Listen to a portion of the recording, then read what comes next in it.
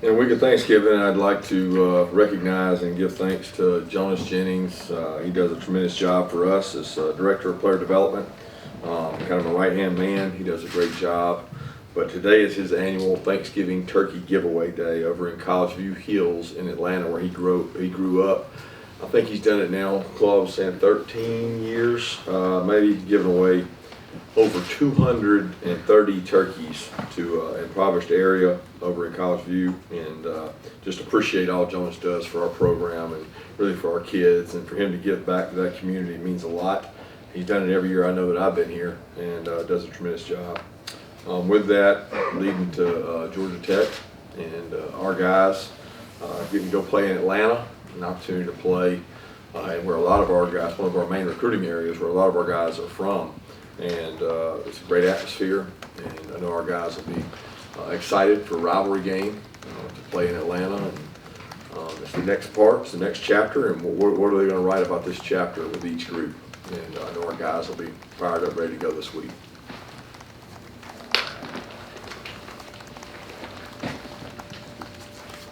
Coach, kind of a view from 10,000 feet question here. Florida's obviously going to hire a new coach. It'll be their seventh since 2001. I think you're the second at Georgia since 2001. My question is about when you took this job, did the stability at Georgia play a factor in that, and what does it say about the coaching landscape that there is that much turnover in the SEC now? I mean, the opportunity at Georgia came about, and it really wasn't about the stability, or any of that. It was about an opportunity and a place I believe in, and a place that I've wanted to be at for a long time. So had a lot more to do with that than maybe the history of who had been here or other places. I think the landscape across college football is what it is. The stakes have gotten higher, the pay has gotten higher, and with that becomes expectations. It's a different landscape now than it was even 4 or 5 years ago in terms of portal, recruiting, number of initials. Everything changes so fast, and so it makes it tougher, and it's a much tougher job. And I think you've seen a lot of people in our level go to the next level because it has a little less strain on your family and things. So I know it's a tough atmosphere, but most people would say they pay you so much it doesn't matter. But at the end of the day, I hate it for Dan because I think Dan's a good person, and it's a tough situation. But it's the profession we chose to be in, and I know Dan will be fine. He'll be perfectly fine. Kind of piggybacking on that question, Kirby, Florida played in the SEC championship game last year, but they had a big dip this year. In terms of this program, the consistent showings year after year that you guys seem to have, what are some of the key factors to that? I don't know. I think building it on a strong foundation, not on, trying to have a great 1 year. Not that I'm saying they did. I don't think it's anything about what they did. I'm not making any comparisons to them. I'm prefacing that with, to build a program, you have to build it on a foundation of strong recruiting, strong people in your organization, retention of staff. Administratively, you've got to have tremendous support because you've got to be able to go out and hire all the things you need in recruiting. It's so important to have help, and we got tremendous help here in terms of our staffing. I'm talking about the overall picture from Ron Corson to Jonas Jennings to the recruiting staff that we have here, to the coaching staff, to the support staff. All those roles matter so much, and I think signing good quality high school football players is extremely important to building your program. And you can't have a lot of holes from year to year because the holes will cost you if you have one poor class or you have a mass exodus at a position. It can become really tough. So that's where the strains are in being consistent. And we've been fortunate to recruit well, and we got a good recruiting base around us. Coach, I was just wondering, after the game last week, so many guys got an opportunity to play. After going back and looking on film, anybody particularly flashed to you when looking at that? Tough evaluation. I mean, the game was, out of hand pretty early, so I didn't, I thought some young guys got in the game, and the young guys that got in the game, there's nobody that screamed, "Play me over the guy in front of me." That's what you're asking. There's guys that screamed, "I'm gonna be a good player when I figure this out," but there's no astonishing views from watching the tape. Coach, Xavier Story had an interception on Saturday. What has his development process been like working with the outside and inside linebackers? He's come a long way. You know, he was here over spring, but he didn't get to practice because of a foot injury, and so he came in a little injured, and that probably hurt his progress early in terms of being able to learn and do things. We played him at outside backer early on. Since we've had 2 injuries at inside backer, we moved him to inside backer. He's probably better suited to play that position right now in terms of size, speed, strength. He's not big enough to hold up out at outside backer right now, but he has good instincts.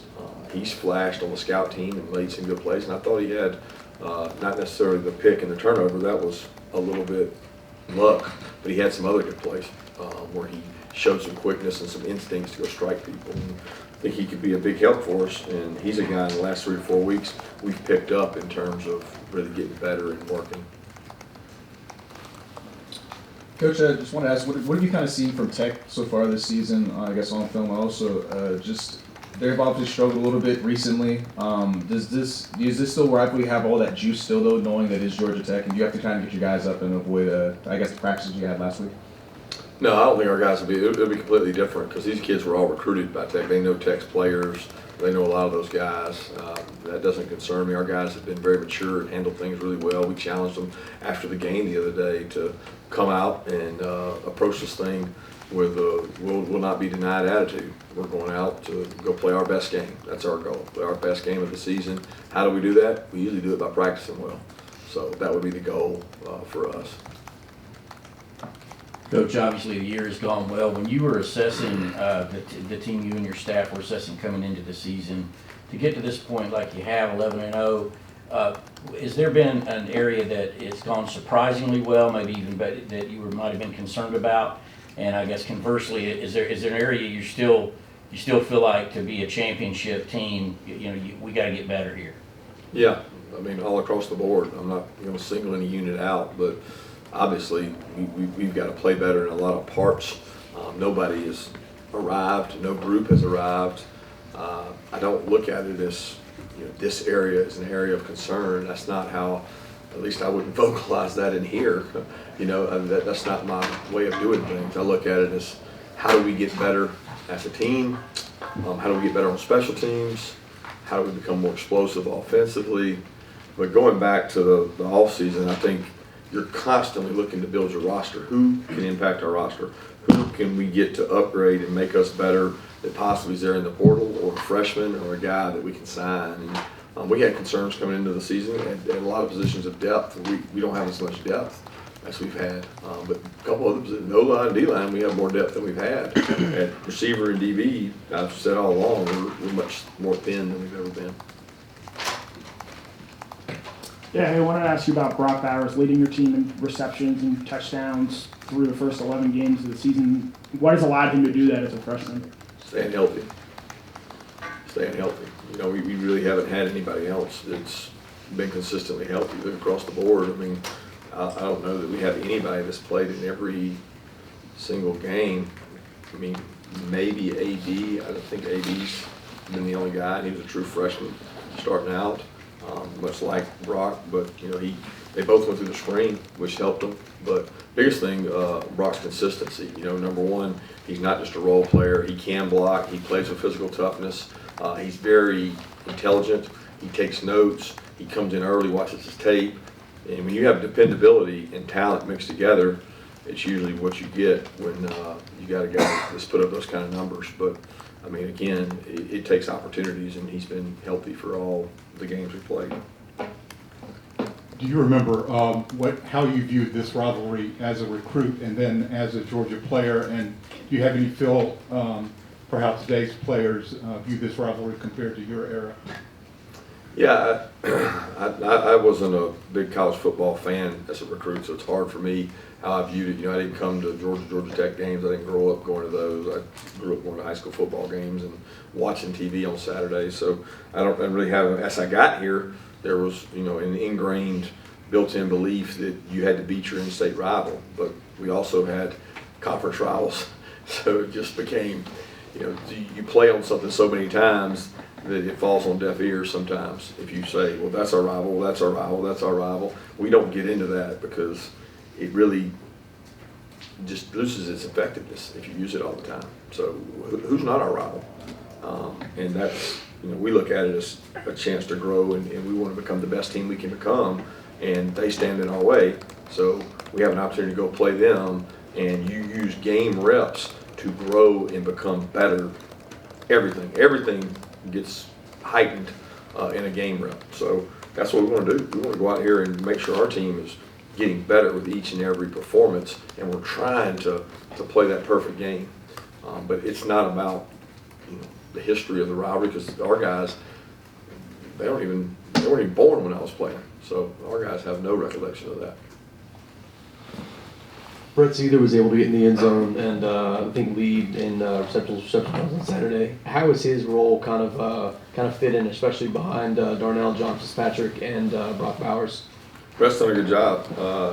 He's been over, actually came over working on the scout team with us more this last week than he has previously. And I've always said that's one of the greatest confidence factors you can get. You go against a really good defense. He was over against us. I know he made 2 or 3 plays on the scout team. He did a really nice job giving us a look of the opponent, and I think that carried over to his confidence in the game. Plus, he got more reps. He got more opportunities. Coach, not looking for any game plans, but what has impressed you about the Tech team and their 3 phases? Yeah, the biggest thing is they got more talent to me. They've stacked some more good players that have come back to the city of Atlanta. When you look across the board, a lot of kids on that team that went to go play somewhere else that all of us recruited that have come back. They've had some key injuries. They've had injuries, at the quarterback position. It's been in and out, back and forth. But they always do a good job in the kicking game. Jeff always takes part of that. That's a big part to him that he plays a role in. You can see his influence in terms of the way they play the game, the way they rush kicks, the way they return kicks in all phases. So it's one of those things that they played a tough schedule as well, and got a lot of respect for how they play. Kirby, on the one-time transfer exception, this is the first season that's been in place. Obviously, players have gotten waivers before, but this first season has been in place. Having gone through it now, what has your view evolved on how much of an impact this is going to have every year now that this is just kind of life in college football? Yeah, I think it's too early to tell how it may impact. I think you're always going to have a resource to patch holes. Who patches holes the best? Do we start getting super teams where all guys want to go to a certain place? It would be my estimation, and I've been wrong before and I'll be wrong again, that the more you rely on those patches in the quick fix, the more trouble you can get yourself in. If you're not building it from the ground up, and you're not developing players, and you're not keeping your players within your organization, you're going to struggle. But the flip side of that is the better you are in your organization, sometimes the longer it takes a young player to play. And so the more transient, the more quickly they want to leave. So I think the culture within your program is so important, that the older players embrace the younger players and grow them up so that they become leaders. Because if you rely on a transfer portal, you're not always going to have the built-in culture and belief of your organization, because guys will be in it for the first time that year. Trevor, what's your assessment of the star position in terms of, it looked like Bernie came out of the game a little early with Poole getting in earlier. Was that just a matter of wanting to see William play more, or what's going on at that spot? No, we play a lot of guys. We play, Quay, Channing, Nakobe, they all play. We play guys up front. Poole's done a good job at practice. He's practiced well, done a good job. We're continuing to develop people all across the board. I thought we played Kamari, speed. Dan played more at safety. Bullard played at safety. David Daniel played at safety. So, Poole does a good job. We got confidence in Poole. What makes recruiting the Metro Atlanta area so challenging? Not obviously so much for you guys, but just in general. I don't understand the question. Well, it's not challenging. I guess just with so many teams coming in there and so much talent in there, what is it that makes it sort of different than recruiting some other Metro Atlanta areas? Or not Metro Atlanta, but metro areas? I think all metro areas get recruited heavily. I think metro areas get recruited heavily for obvious reasons. You can travel there immediately. So there's a large airport, they attract a lot of people. People come there to recruit them. They probably sometimes get over-recruited. I don't know. You know, sometimes the metro areas are, the kids are fully developed. They played in a big-time program, but I don't look at it as any more challenging in Atlanta than it is in another major city, Houston or wherever. Go back to the Tennessee game, we saw you put your three inside linebackers on the field at the same time. We're seeing you basically have to scheme around not having Adam Anderson. What has been your take on how that has worked out, and what are some of the options that you've implemented without him in the game? Well, we've always had that. We've had that package always. I mean, we did it against Florida.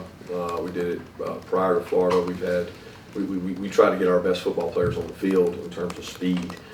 We've just done it a little more often now, but we've carried that every year. We did it in the past against Auburn. We did it in the past against other teams. So it's not a role that Channing hasn't played before. He's always kind of had that role. It's been more of a dynamic for us of not being 6 DBs. So what you're seeing is 3 linebackers, where there used to be 2 linebackers because we had 6 DBs. We got 5 DBs, so we don't have that. We have 3 inside backers with the 5 DBs. It just gets really complicated when you think about it. But I know I want to make it simplify for y'all. We're trying to get the 11 best on the field, and Channing gives us an opportunity to do that. But we also have to be cognizant of there's more snaps in the game, so the more the 3 of them are on the field, is that taking away from the first and second down, which gets you to third down. Kirby, now that a couple days since the game, where do things stand with Jamari, Chris Smith, and Nolan Smith as far as this week? What do you expect from them? Feel good about all 3 of them. Hopeful about all 3 of them. 2 of those guys will be back out there practicing. I mean, Nolan practiced all last week. So did Jamari. He just didn't go with the ones. We feel like Jamari will be back. We feel like Nolan will be back. And we're hopeful that Chris will be back. He won't be practicing today, but we think he'll be back. Kirby, you had a rare opportunity to play 4 quarterbacks in one game. Did you see enough to have some takeaways to share with us? Yeah, I thought all 4 guys did what we asked them to do. We gave, we didn't give Brock as much of a chance as we gave those other guys, because by that time it was, we're running the clock, and we had some linemen that we wanted to get in the game, a couple walk-on kids that had not played. And it's always important to me that if you're going to put a quarterback out there, you want to give him the best opportunity to be successful of who's in front of him. But I thought those guys did a nice job. I think their understanding of the system is getting better and better with reps. They take reps each week, although Brock's are mostly scout team. Those other guys get a lot of quality reps. And great opportunity to get out there and grow and get game time experience. Coach Nakobe was a finalist for the Butkus today, made the cut for that. You were just talking about, Channing and Quay, and your rotation is so heavy at the inside linebacker. What in your mind makes him deserving of that award should it end up coming his way? Because he's one of the best linebackers in the country.